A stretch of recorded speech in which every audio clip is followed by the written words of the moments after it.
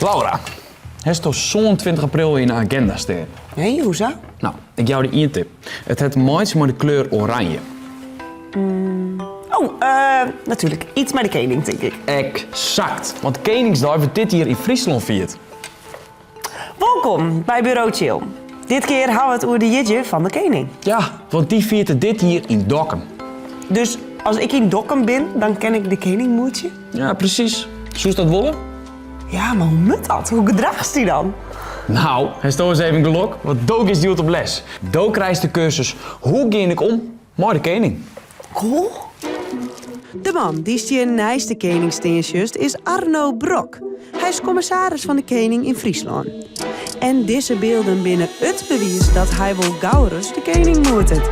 Als je mij vertellen kan hoe ik met de koning omgaan moet, dan is hij het wel. Ja, meneer Brok, jij bent commissaris van de koning.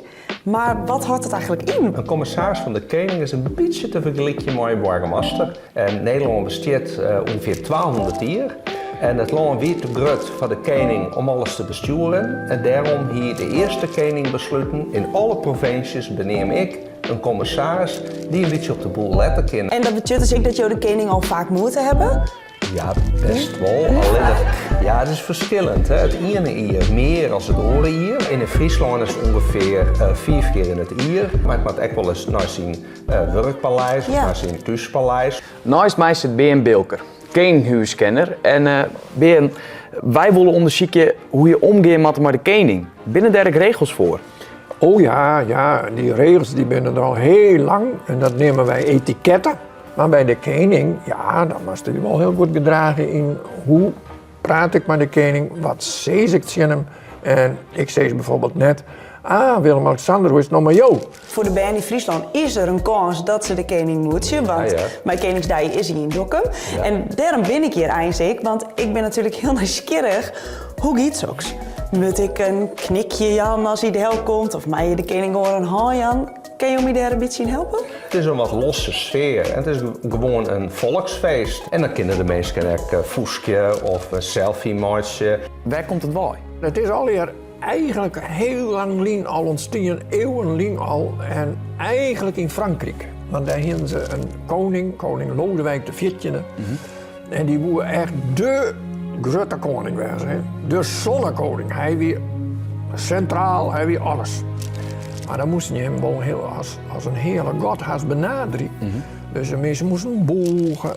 Koningsdag is een oorbarren natuurlijk als een diner of een officiële ontvangst. Ja, dan zeg ik net van, mag ik even een selfie-maatje willen. Dat is net gepast. Nee, oké. Dus er binnen wel een paar regels. Het is altijd zo, als ik daar in huis kom, op zijn wenhuis, dan begeleid ik altijd wel even dat hij dit docht. Oh, dus hij begint? Ja, dus hij begint. Het is net zo, ik kom net binnenrennen en ik ren zo.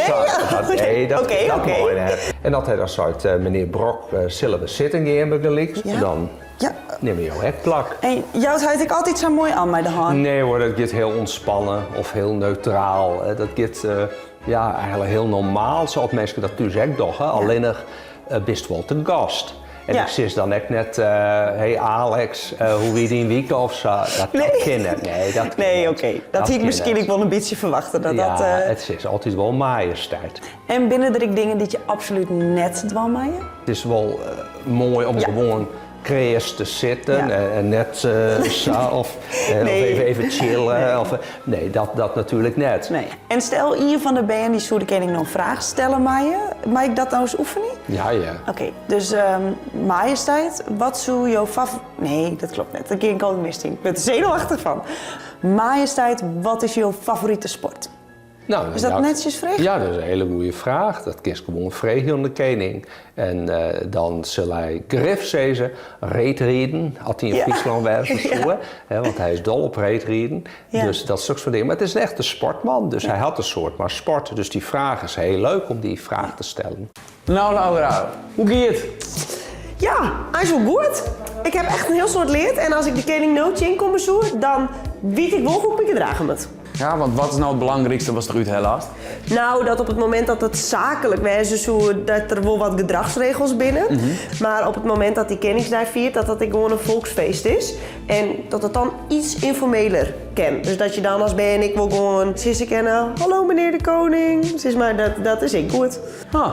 Ja, want Ben die vertelde mij, die zei van, nou, de kist de koning net samen aanspreken. Dat is echt majesteit, net meneer majesteit.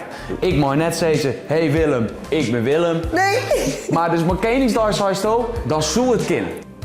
Ja, ik denk dat hij dat op Koningsdag in zo'n mooi feest op zo'n dag beter accepteert dan wanneer we bij hem op het paleis komen en het hebben over hoe we het land regeren. Keer wij naar Dokkum.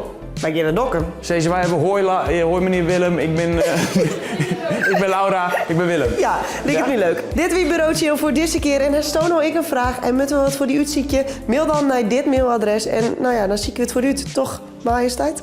Oh nee, Willem. Ajo.